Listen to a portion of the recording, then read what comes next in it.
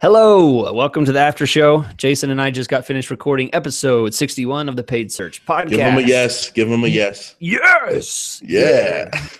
That's a metal version. Yeah, so Jason, you got some stuff to share with us. Jason has been going off the rails and going outside of search. And he has some personal experience to share with us about what he's been getting on his display campaign. So, Jason, first let's start with the basics. What are you doing? You're advertising what? Display, you're doing remarketing? Is that what you're doing? Yeah, well, I am doing remarketing for my own business, rothmanppc.com.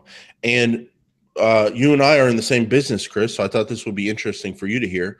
Now, the reason I'm going off the reservation here and doing display to get leads instead of search is because as Peg, one of our favorite listeners, sent us an email today showing us the highest cost per click industries. AdWords is one of the highest cost per click industries because everyone advertising for an AdWords agency knows what they're doing. Super competitive. There's some super well-funded large agencies on there.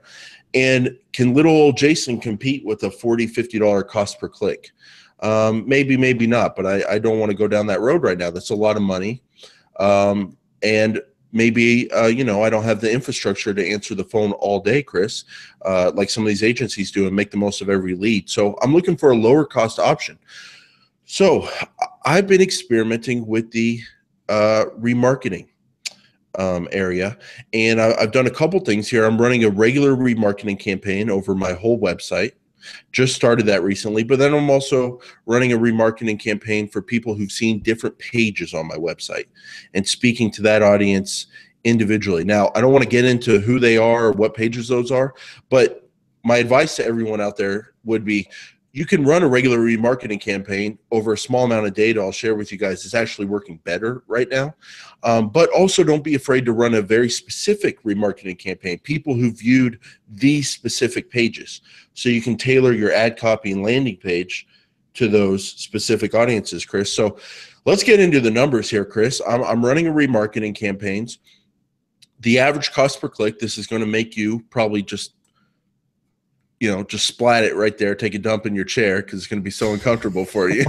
But the cost per click on the on the display campaign, remarketing again, everybody, $4.76 over the last 30 days. $4.76. Well, you're hitting that remarketing hard. Okay, right. So some ideas on compare and contrast. I mean, typical remarketing that I do for most of my clients, I put about a $3 bid. Okay, so that kind of gives you an idea. Jason's average CPC is above the $4 $5. Yeah, call it $5. So $5, and Chris, that sounds expensive right off the top of the head talking about display and remarketing, but let's compare it here to what I'm up against on the search network when people search AdWords agency, whatever. Oh gosh, yeah. $30, $50 clicks.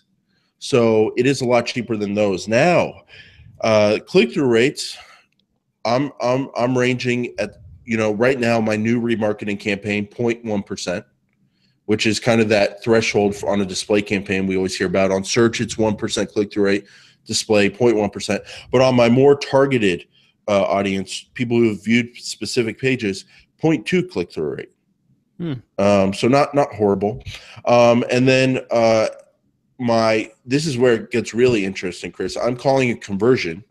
Someone filling out a lead form on a very ugly, not that great landing page I came up with, or someone calling my business and talking to me for over a minute. So the regular leads that we track on search campaigns, they're both kind of at this range. So both campaigns, 13% conversion rate, Chris. Wow. Do you love me or do you love me? Wow. You know, that's okay. I mean, 13% is phenomenal for a search campaign. 13% for a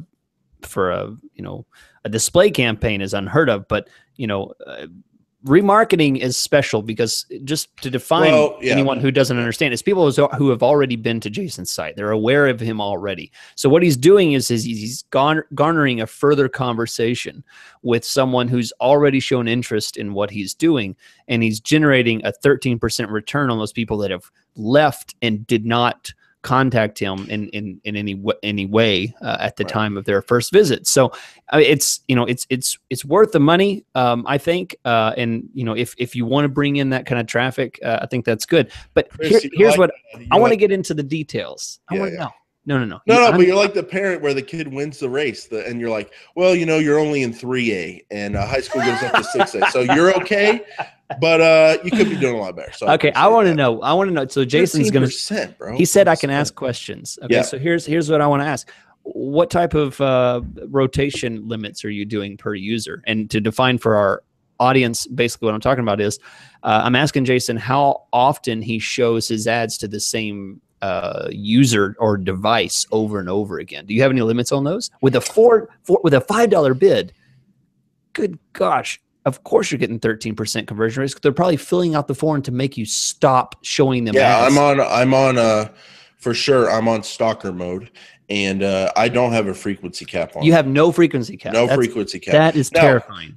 Let me ask you a question. Is there a way to see how often the same user sees your ad? Is that somewhere in there? No. Because what my motto here, Chris, is because we talked about this before, is I told you I don't usually put frequency caps on, and you were shocked because you do. My motto is, from my own experience, when I see someone's remarketing ads, like for a couple days after going to their website, I stop seeing their remarketing ads generally, unless I go back to their website. So I'm kind of trusting Google. I know you love that term. I'm trusting Google to, do what I experience myself. Blast a person with ads. I really want to get in their face. And, if they don't click, if they don't convert in a couple days, I'm not expecting, things to go bad. I'm expecting Google to kind of stop showing those people and show newer people who've been to my website. Now, you could say that's naive. Maybe I need to improve, and maybe I need to just put some protection on there, like 20 times a day, or that's something to protect myself on the high end, 10 times a day, whatever. So here's it, just for reference.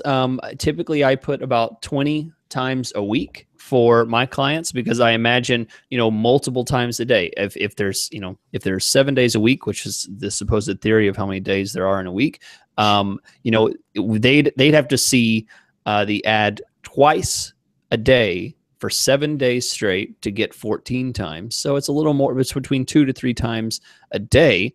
And I mean, I feel like that's a pretty good number. I mean, they're going to see the ad 2 or 3 times a day over the next 30 to 60 days.